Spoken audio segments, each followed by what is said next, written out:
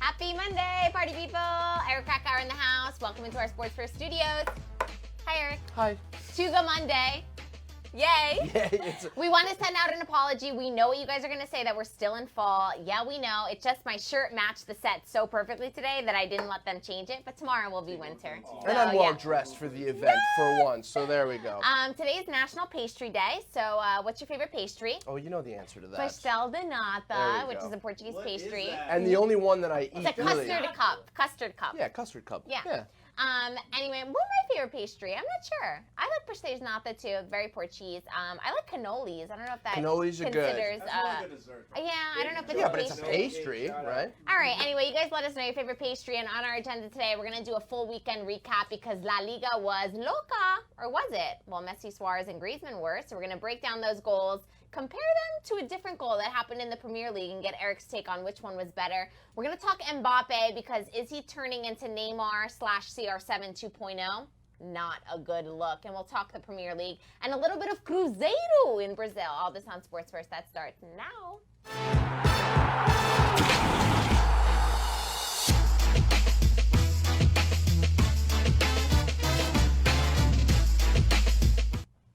Alrighty, so we'll begin with Barcelona beating Mallorca 5-2. Obviously, the headliners in this one, Messi, Suarez, and Griezmann all getting on the score sheet. Hat-trick from Lionel Messi, an absolute stunner of a goal by Luis Suarez. But what do you make of this performance? You know, I thought it was very positive. Really? And I think that as a Barcelona supporter, not me, but if you are a Barcelona supporter, you look at the way they played. I know it's Mallorca, and everybody's been using that as a caveat, right? Yeah. One of the Well, teams that's conceded, yes, just to a point, that has conceded the most goals, one of the teams that has conceded the most goals in La Liga. But there was something about the fluidity of Barcelona's play, about there's a word in Portuguese that I love using that there is no direct translation. That's entrosamento. It's like an understanding and cohesion in terms of the movements between the players that hasn't been on display this season. It was against Mallorca, and that bodes very well. And you use the Mallorca excuse as a caveat.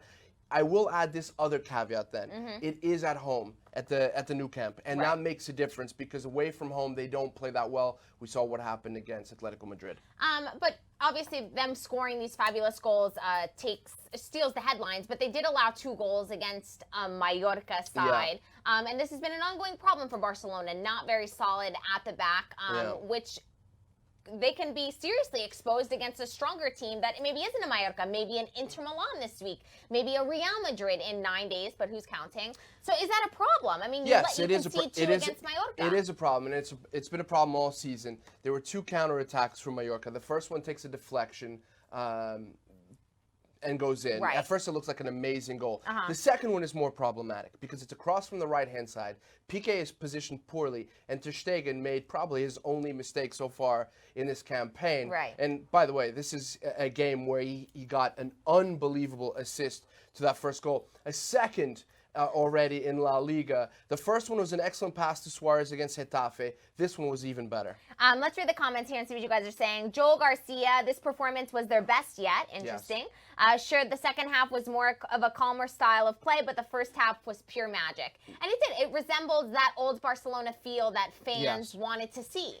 Yeah, they were unstoppable. Every time they got the ball, especially Messi, finding spaces in between the lines. It was also the simplicity and the sharpness of the passes. It was one-touch, two-touch stuff, which we usually associate with the great Barcelona team of Pep Guardiola and Tito Villanova. You know, the quick transitions of play, the excellent efficiency in between the lines and with the goal scoring, of course. And it has to be said, all this happens because Messi is in diabolical form. Right. The man who presented his 6th Ballon d'Or at the beginning of the match should have been an indication of what we would see later in the day. Paul Tika saying Messi and Griezmann getting chemistry is trouble for other teams. Yes. It sure is, Paul. That's the last thing you want to see. Yeah, it's the last thing you want to see if you're an Inter Milan who has to face Barcelona, although we're going to get to who is not in the squad to face Inter Milan this week in a couple minutes. And then obviously if you're Real Madrid, who has to face them in 9 days. Yeah, because they're playing away from home. So they're playing in Barcelona, and that's concerning for Real Madrid.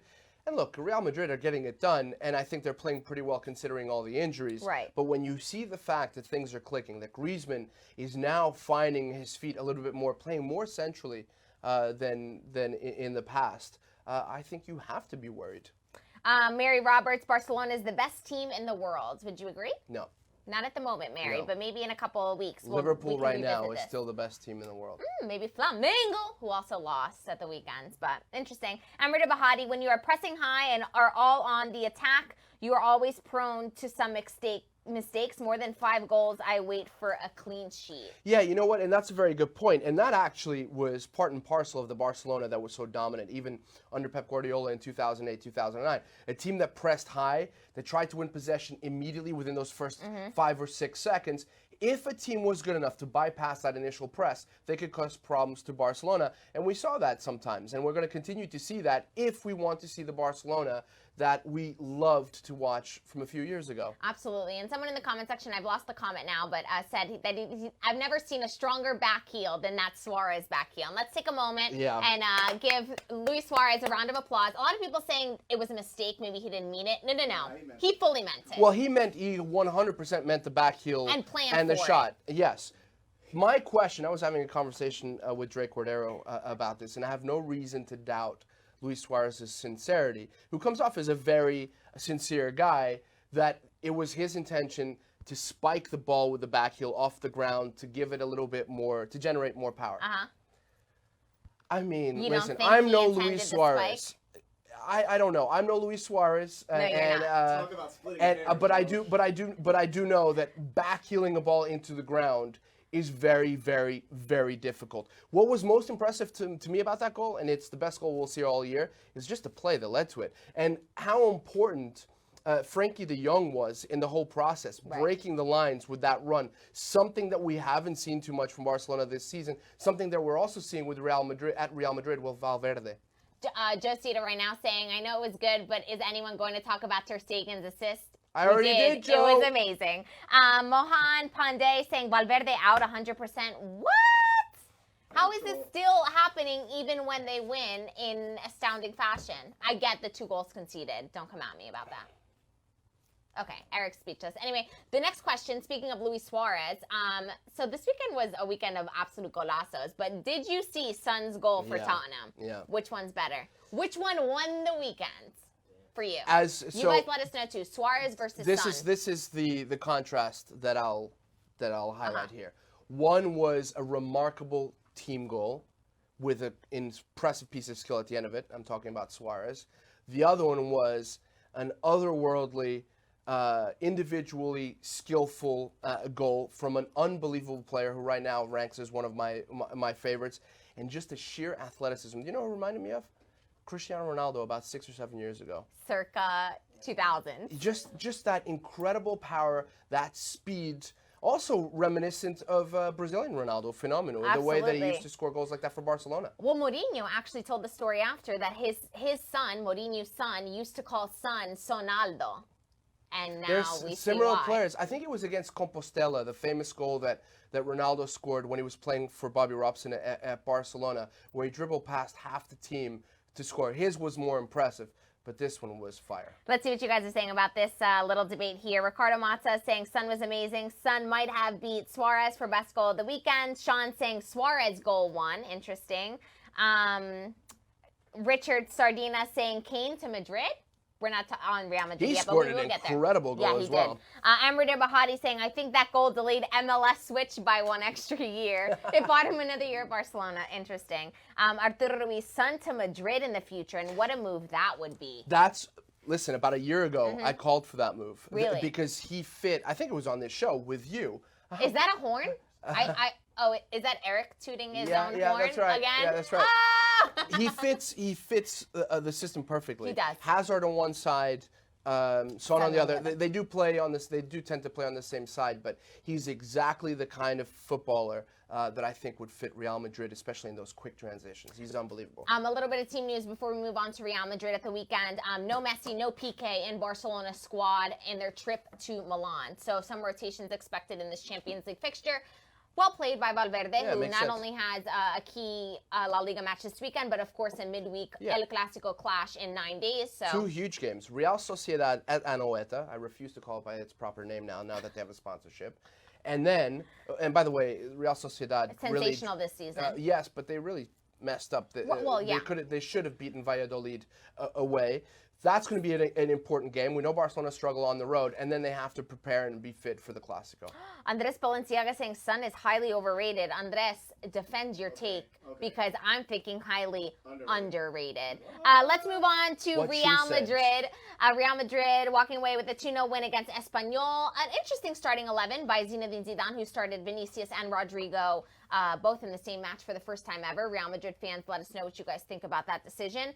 But yeah, some problems emerging from this match. They walked away with a win, but Ferland Mendy sent off. Yep. Marcelo is injured. Real Madrid now have no left back for their trip to Mestalla this weekend. Yep. So it'll be interesting to see what Zinedine Zidane does with this one. Yeah, I'm not quite sure what he'll do on that left-hand side, actually. Nacho has returned to training from his injury, and in the past when this happened, both Marcelo and Mendy were injured. He did play Nacho at that left back, for those of you that don't know. Nacho and he did have one good game in that position. I forget who it was against. But you're playing Valencia and Mestalla.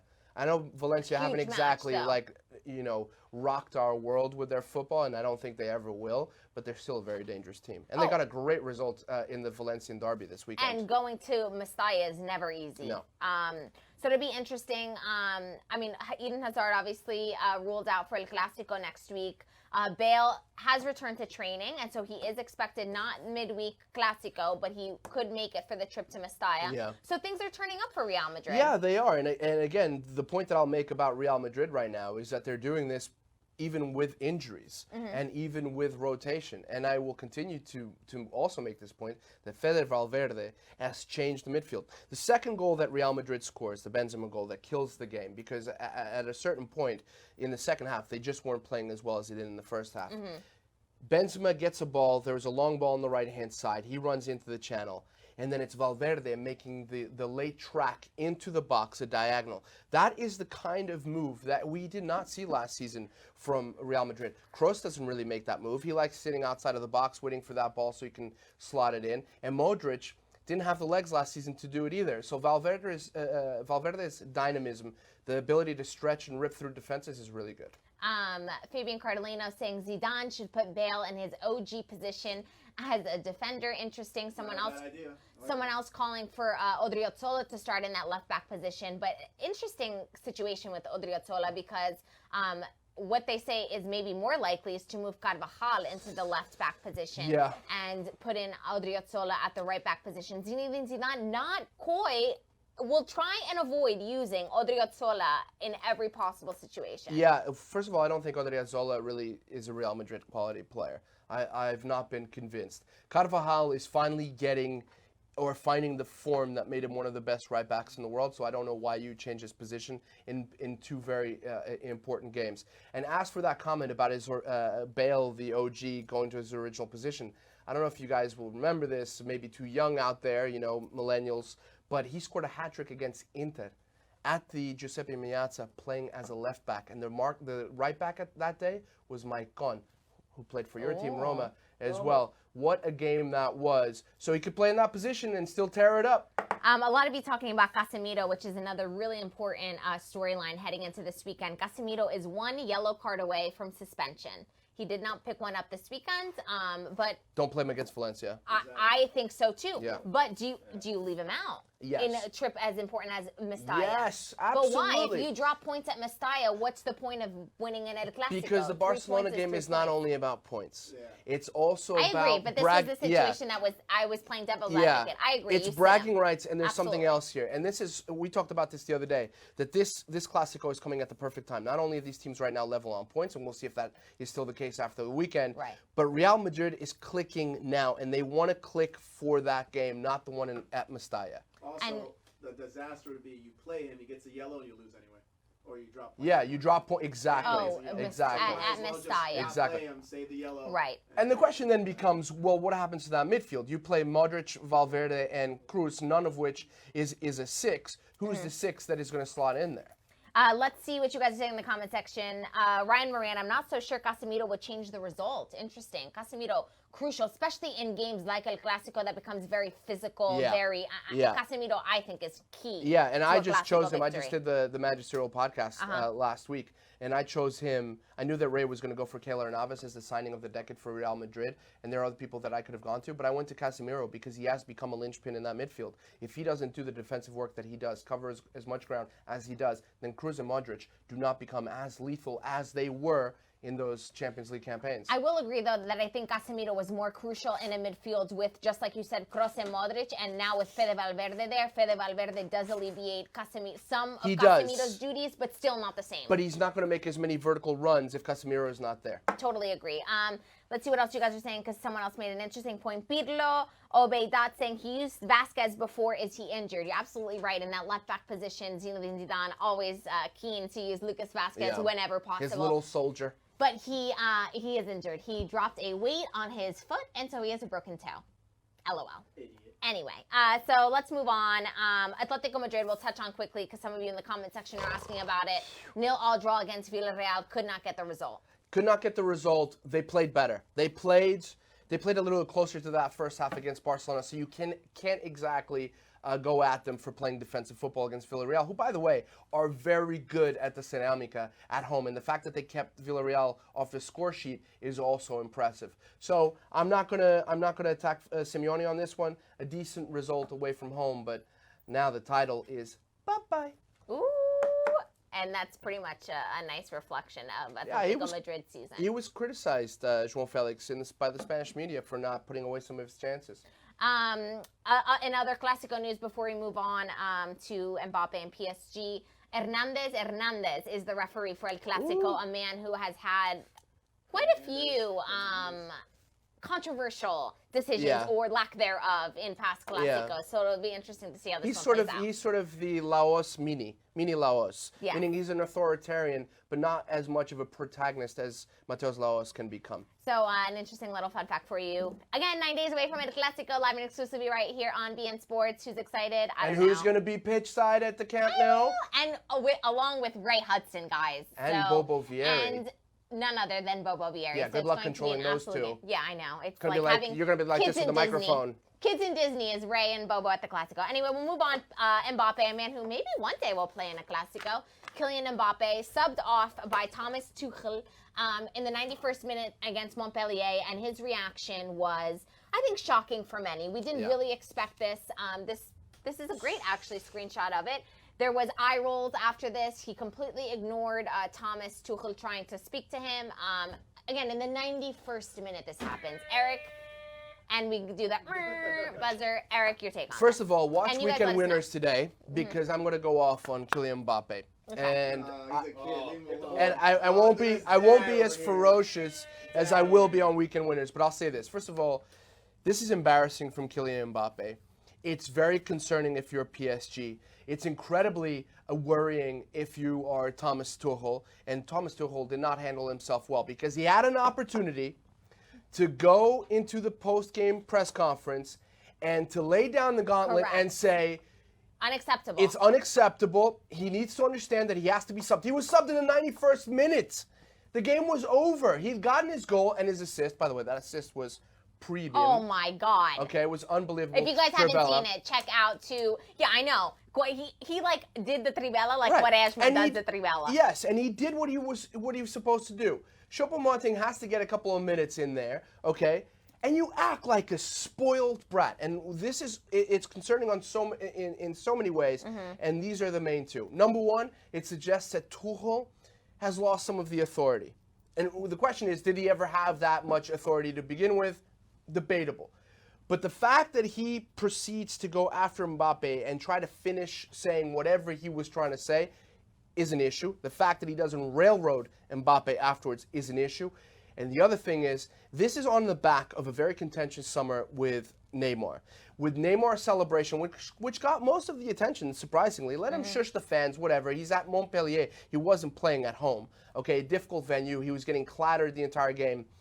And this is perhaps really unfair, but is Neymar's impetuousness maybe rubbing off on Kylian Mbappe? Is Kylian Mbappe maybe trying to force a way out, not in January, obviously, but in the summer? And we've gotten to the point where superstars now are bigger than the clubs, and it behooves the PSG hierarchy to back up Tuchel here and punish Mbappe in some way. A game. Bench him for a game. They need to do something like that. And I love Kylian Mbappe. I love him. And I love the persona that he's had, the public persona that he's had so far. So this is very disappointing. And now the question becomes, what do you do? What do you do with Sit the him. superstar player? Is he going to do that, though? Because Thomas Tuchel then went into the press room, just like you said, and defended it. Yeah. Said, it's passion. No player likes being substituted. Right. No, so it doesn't sound like he's going to take a whole lot of disciplinary action.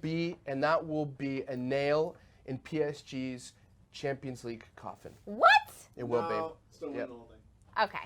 If they don't take care of this, they won't win.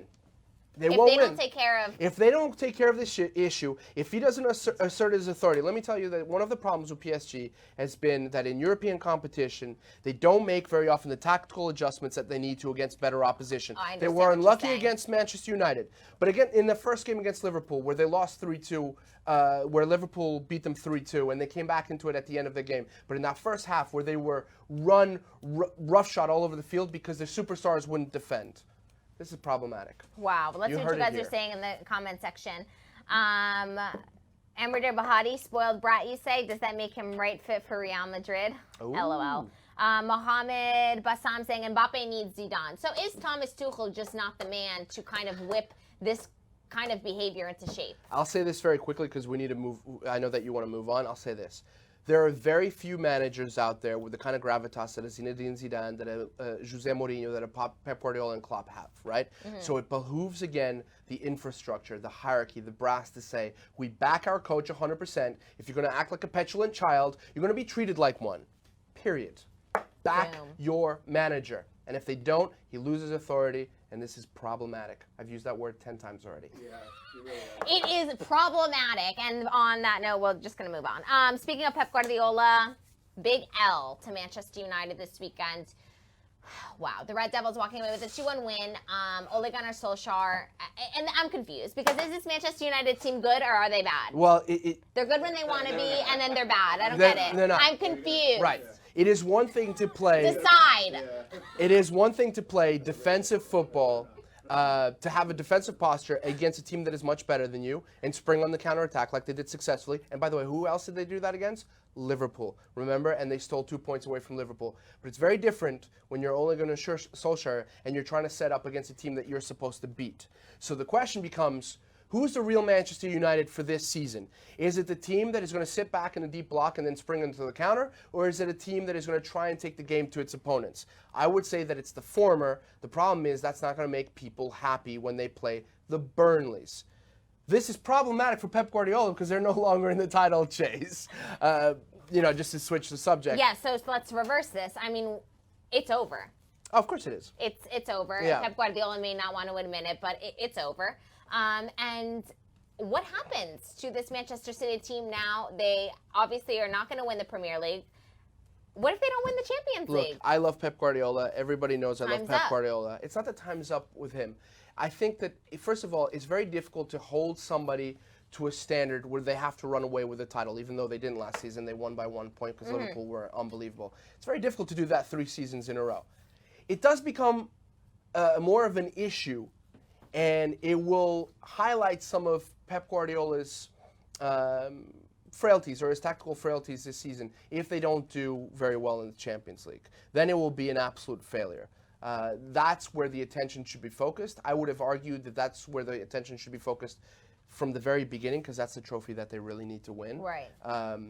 But look, lots of injuries, especially in the defensive line. Fernandinho is still playing as a center back, although the fact that Otamendi is on the bench is something that you have to question Pep about.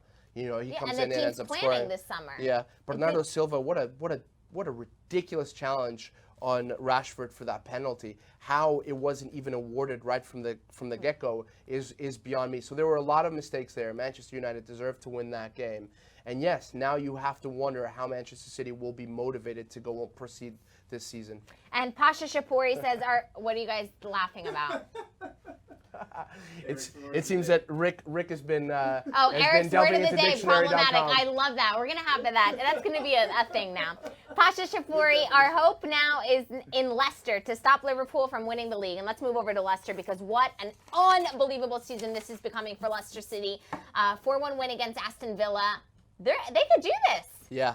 Well, I think they'll stay there until the very end. This man. Although their conversion rate is ridiculous. It's like one of the highest conversion rates in European football. They're not conceding a lot of goals, even though they are giving up chances to other teams.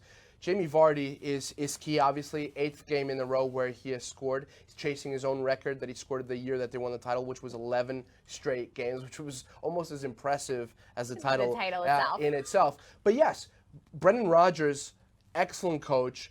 He's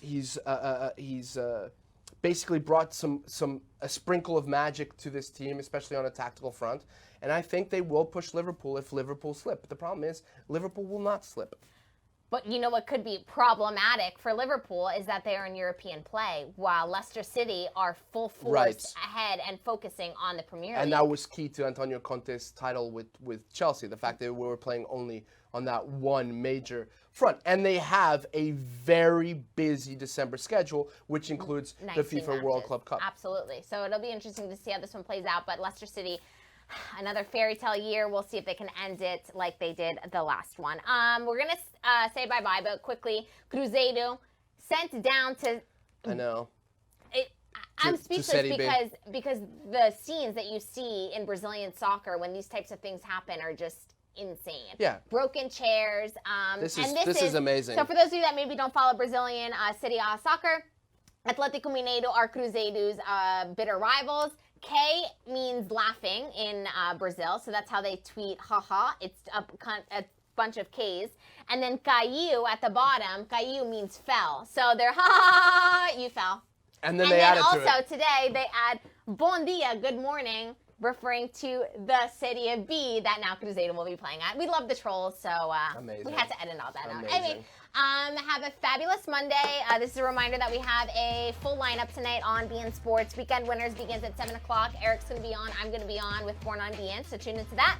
Then Magisterial kicks off at 7:30. Always a good time with Ray Hudson and Kaylin Kyle and company. And then Monday Night Soccer at 8 o'clock with George D. Metellus. You won't want to miss a minute of any of it. Yeah, because if you miss it, it's going to be problematic. Problematic. Don't have a problematic day. Bye.